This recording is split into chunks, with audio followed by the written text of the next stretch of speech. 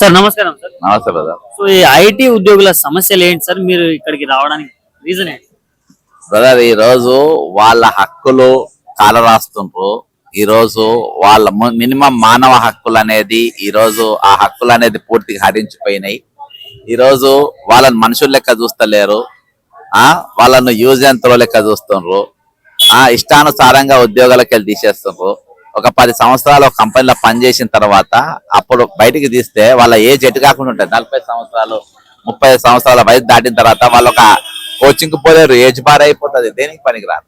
కాబట్టి ఈ రోజు వాళ్ళతోని ఈ విధంగా వాళ్ళ జీవితాలతో ఆడుకుంటున్నారు. కాబట్టి దానికి వాళ్ళ మానవ హక్కులు అనేది ఉంటుంది. ఖచ్చితంగా మానవ హక్కుల కమిషన్ కూడా మేము నిలబడతాం. అన్నిటికన్నా ముఖ్యంగా కార్మిక చట్టం ఉంటుంది. కార్మిక చట్టం వీళ్ళు పాటిస్తలేరు.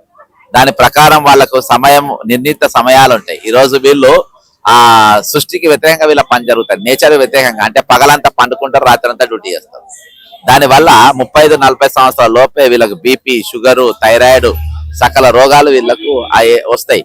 వీళ్ళు పెరుగుతూ ఉంటే జీతాలు పెరుగుతాయి కానీ వీళ్ళ జీతాలు తగ్గిస్తూ ఉంటారు. కాబట్టి తెలియకుండా ఒక చీకటి కోణం ఐటీ వెనుక, ఐటీ రంగుల ప్రపంచంలో కనబడే చీకటి కోణం ఉన్నది. ఆ చీకటి కోణమే ఇది. అదే ఐటీ ఎంప్లాయీస్ అంటే లక్షల్లో జీతాలు ఉంటాయి, కొంచెం చాలా లగ్జరీ లైఫ్ ఉంటదని నమ్ముతారు కదా బయట.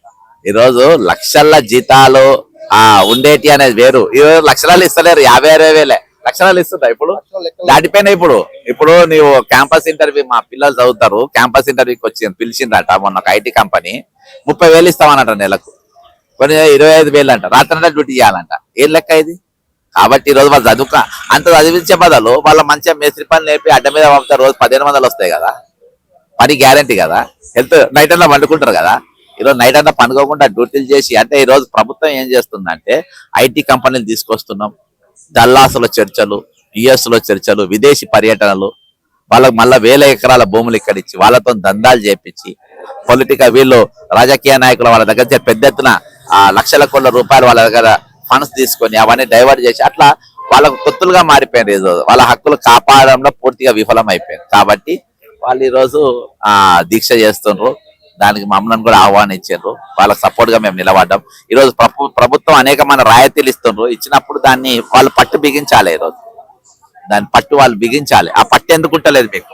ఐటీ కంపెనీల మీద ఎందుకు పట్టు? మీకు ఒక కొబ్బరి దుకాణం మీద పట్టు ఉంటుంది. ఇప్పుడు అక్కడికి వచ్చింది కదా, వాళ్ళ ట్రాఫిక్ వాళ్ళు వస్తే దాన్ని వేసుకపోతారు, ఈ షాపులను వేసుకపోతారు. అదే ఈ రోజు ఫుట్పాత్ మీద ఉన్న ప్రభుత్వానికి ఉన్న పట్టు ఈరోజు ఐటీ కంపెనీ మీద ఎందుకు లేదు? అర్థమైందా? కాబట్టి ఈరోజు మేము చెప్పేది ఏంటంటే, ఈరోజు మీరు ప్రభుత్వం వీటిని కంట్రోల్ చేయాల్సిన బాధ్యత. మన రైతుల భూములు ఇచ్చినాం, వాళ్ళకి అనేకమైన రాయితీలు ఇచ్చినాం, వాళ్ళు ఇష్టానుసారంగా పనిచేసుకుంటా ఈరోజు కార్మిక చట్టానికి వ్యతిరేకంగా పనిచేసుకుంటా ఉంటే ప్రభుత్వం సహించదు. ప్రభుత్వం చర్యలు తీసుకోవాలి. అదే ఈ రోజు మేము డిమాండ్ చేస్తాం. సరే, ఇప్పుడు మనం చూసుకుంటే చాలా మంది కార్మికులు కావచ్చు, డ్రైవర్లు కావచ్చు, ఇలాంటి వాళ్ళు ధర్నా చేయడం మనం చాలా చూస్తూ ఉంటాం. కానీ ఐటీ ఎంప్లాయీస్ చేయడం చాలా రేర్ కదా సార్. నాకు తెలిసి భారతదేశాన్ని మొట్టమొదటి, అందుకని నేను వచ్చినాయి అలా వేరే పనున్నా. అయితే మొట్టమొదటిసారిగా ఒక ఐటీ నిపుణులు ఈ రోజు రోడ్డు ఎక్కడం మొట్టమొదటిసారి. ఆ రియల్ ఎక్కాల్సిన అవసరం కూడా ఉన్నది. అంటే వీళ్ళు వెనుక, నేను అదిగా చెప్తున్నా కదా, ఇప్పుడు జిగేల్ మని వీళ్ళు మెరుస్తున్నటువంటి మెరుపుల బతికెనుక ఒక చీకటి కోణం ఇది. అర్థమైందా? దాన్నే ఈ రోజు కనబడుతుంది. ఏది ఏమైనప్పటికీ ఈ రోజు ఎవరో ఒకరు దాని మీద తిరగబడ్డారు, ఎవరో ఒకరు దాని మీద గలమెత్తుతున్నారు, ఎవరో ఒకరు మాట్లాడుతున్నారు. కాబట్టి ఈ రోజు వాళ్ళ స్వరాన్ని పెంచిండ్రు, వాళ్ళ ఉద్యమం మొదలు పెట్టిన. కాబట్టి ఇది స్వాగతించదగ్గదే. వాళ్ళకి మా పూర్తి మద్దతు తెలుపుతుంది. అంటే మీరు ఎలాంటి మద్దతు ఇస్తున్నారు సార్? వెళ్ళి వాళ్ళ యాజమాన్యంతో మాట్లాడడం చేస్తారా? ఏం చేస్తారు? వాళ్ళు ఎక్కడో అమెరికాలో, ఆఫ్రికాలో ఉంటారా బ్రదర్? ఒకటి మానవ హక్కుల కమిషన్ లో దీని మీద కేసు ఫిర్యాదు చేస్తాము. ప్రభుత్వం దీన్ని పట్టించుకోవాలి. అర్థమైందా? వానికి లైసెన్స్ ఇచ్చింది ఎవరు? పర్మిషన్ ఇచ్చింది ఎవరు? ఇక్కడ ఐటీ మంత్రి ఉండు కదా. అర్థమైందా? ఈరోజు వీళ్ళ తరపున ఐటీ మంత్రులు వీళ్ళు మాట్లాడాలి. ఈరోజు వీళ్ళు ఎందుకు మాట్లాడారంటే వాళ్ళందరికీ కూడా పార్టీ ఫండ్లు వస్తాయి. అర్థమైందా? వీళ్ళ పెద్ద ఎత్తున భూములు ఇస్తారు, 1000 ఎకరాల భూములు ఇస్తారు. ఇచ్చి అందులోకెళ్ళి వీళ్ళు సెటిల్మెంట్లు చేసుకుంటారు. కాబట్టి ఐటీ అంటే లాస్ట్ రోడ్డు మీదకి ఎక్కింది. ఐటీ ఏడుంది కదా తెలంగాణ ఐటీ. ఇంకోసారి ఐటీకి అని మాట్లాడద్దు మీరు. ఐటీ కూడా ఈరోజు ధర్నా చౌక్ ఎక్కిందబ్బా. అర్థమైందా? ఐటీ రంగంలో మేము 4వ రకం, ఐటీ రంగంలో వీళ్ళ శ్రమ దోపిడీ చేసిన 3వ రంగంలో ఉందనుకోవాలి, 3వ స్థానంలో ఉందనుకోవాలి. అర్థమైందా? వాళ్ళ ఆరోగ్య క్షీణింపజేసేట్లా 3వ స్థానంలో ఉందని చెప్పాలి. కాబట్టి ఓవరాల్ గా మాత్రం ఈ రోజు మంచి పరిణామాలు అయితే కాదు ఇది.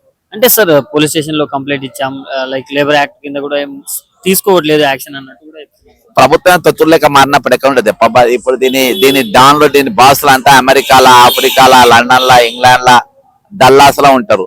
వీళ్ళు పోయినాక రెడ్ కార్పెట్ ఎవరేస్తారు? ఈ వైట్ కాలర్ దొంగలే. కార్పొరేట్ అని అంటేనే వైట్ కాలర్ రోక్స్ వాళ్ళు. కాబట్టి వాళ్ళ స్వాగతం చెప్పాలి. కాబట్టి వీళ్ళు వాళ్ళ గురించి మాట్లాడరు. అరే ఒక కార్పొరేట్ హాస్పిటల్ గురించే మాట్లాడాడు. కార్పొరేట్ కంపెనీ తర్వాత కార్పొరేట్ హాస్పిటల్ గురించి మాట్లాడు. సార్ నమస్కారం సార్. నమస్కారం. సో ఈ రోజు లైక్ నిరాహార దీక్ష అయితే కూర్చున్నారు, అవును. బట్ ఏం చెప్పాలనుకుంటున్నారు, ఏం డిమాండ్?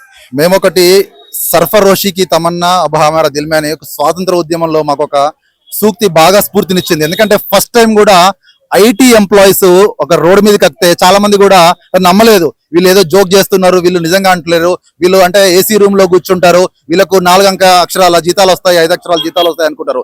కానీ ఇది ఒకవైపు చూస్తున్నారు. ఎట్లా అంటే ఈ రోజు ఎట్లా జరుగుతుందంటే ఐటీలో ఒక టాక్సిక్ వర్క్ కల్చర్, అంటే ఒక బ్రిటిష్ వ్యవస్థను పోలిన టాక్సిక్ వర్క్ కల్చర్ ఈ రోజు ఐటీలో ఉంది. అంటే బ్రిటిష్ వారిని మనం ఎంత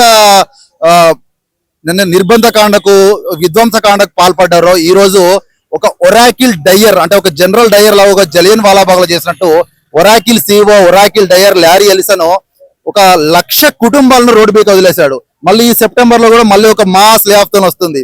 వీడికి మన గవర్నమెంట్ ఎందుకు భూములు ఇచ్చింది?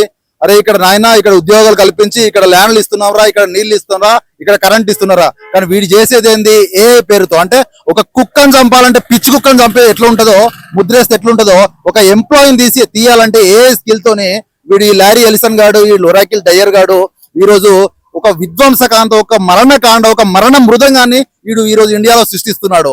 వీడిని నిజంగా గాడిదల పైన ఊరేగించే సమయం అమెరికాలో వచ్చింది.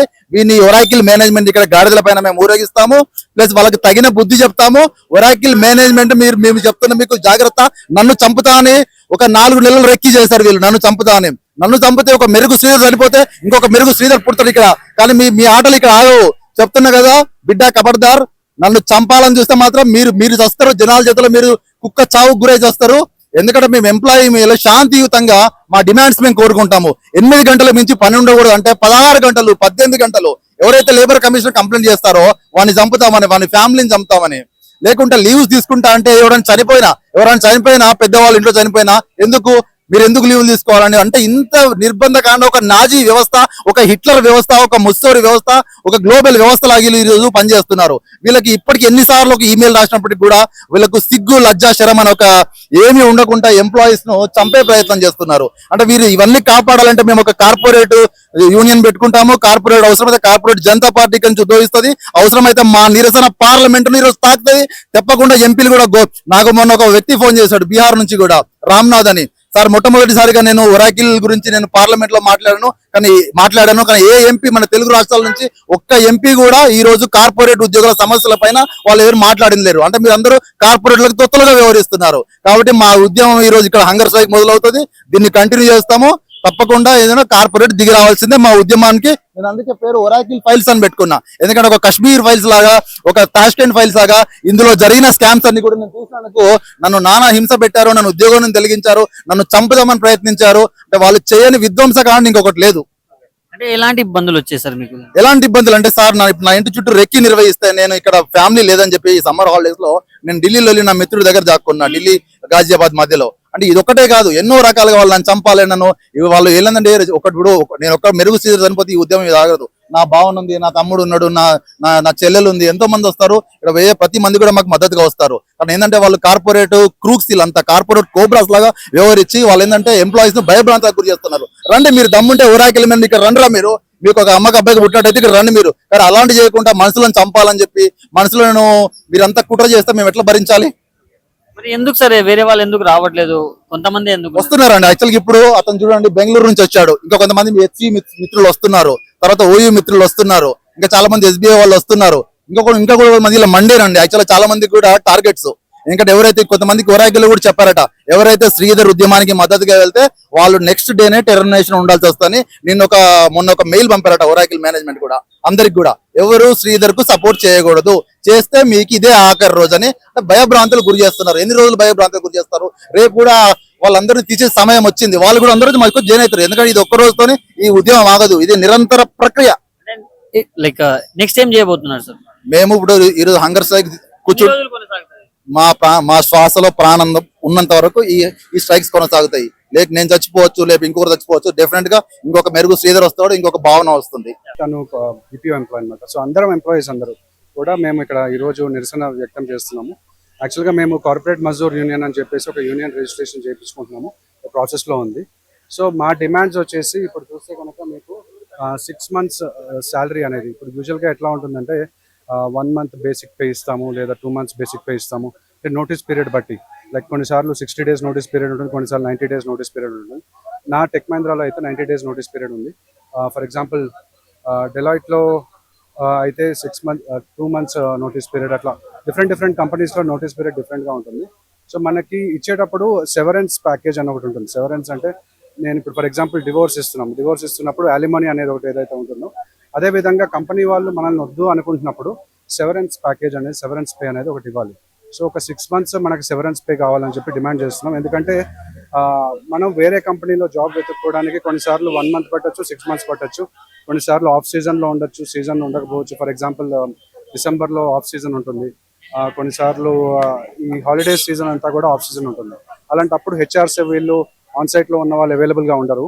సో అందుకని 6 months సెవరెన్స్ పే అడుగుతున్నాము. అట్లాగే ఆర్బిటరీ టర్మినేషన్ అంటే వాళ్ళు ఇష్టం వచ్చినట్టు వాళ్ళు టర్మినేట్ చేయకుండా డ్యూ ప్రాసెస్ అనేది ఫాలో ఎందుకు అవ్వాలి అంటే లైక్ ఇప్పుడు మనకి ఎట్లా అయితే ఉంటుందంటే ప్రెసెంట్ సిచ్యువేషన్ ఎలా ఉందంటే కొంతమంది మనల్ని HR రూమ్లోకి పిలిచి మన ఫోన్స్ కూడా తీసుకురావద్దని చెప్తారు.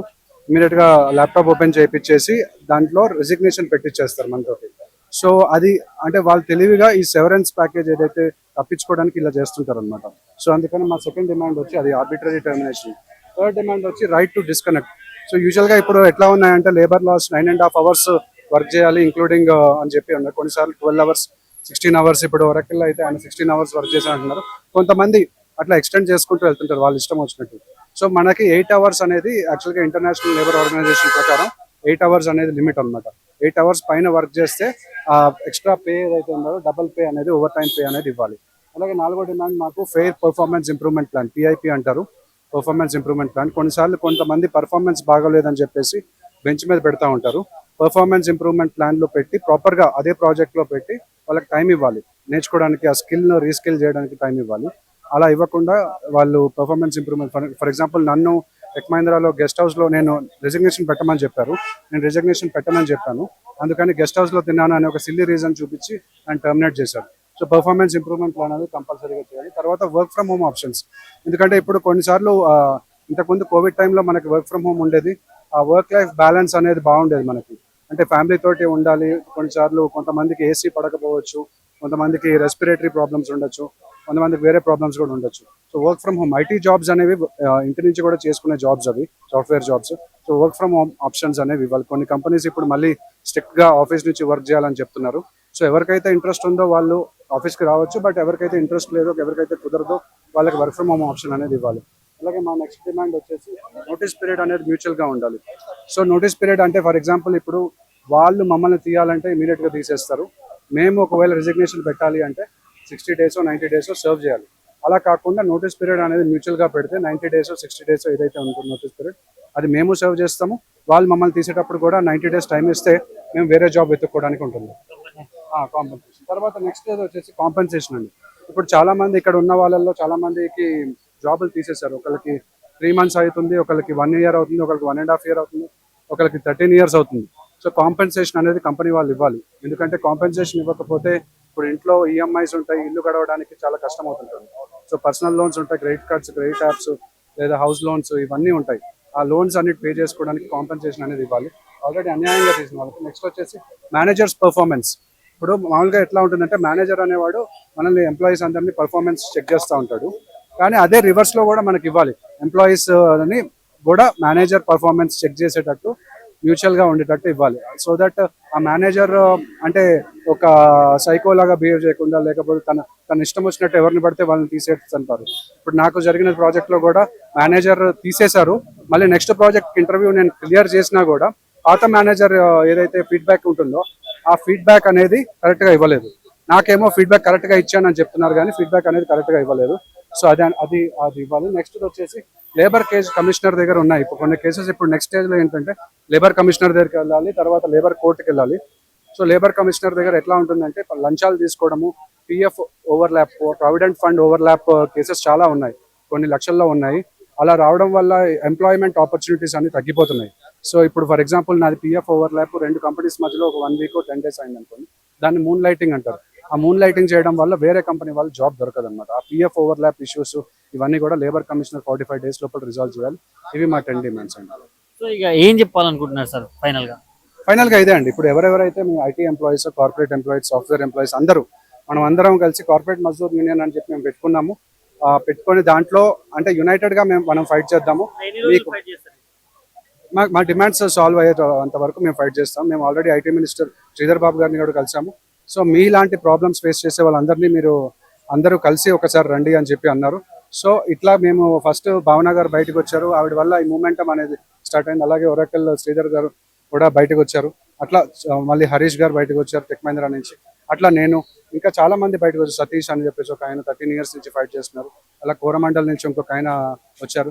సో అట్లా చాలా మంది ఉన్నారు. ఎవరెవరైతే ప్రాబ్లమ్స్ ఫేస్ చేస్తున్నారో మీరు అందరూ మమ్మల్ని ఇన్స్టాగ్రామ్ పేజ్ ఉంటుంది, corporate Mazdoor union Instagram page ఉంది, మమ్మల్ని కాంటాక్ట్ అవ్వండి.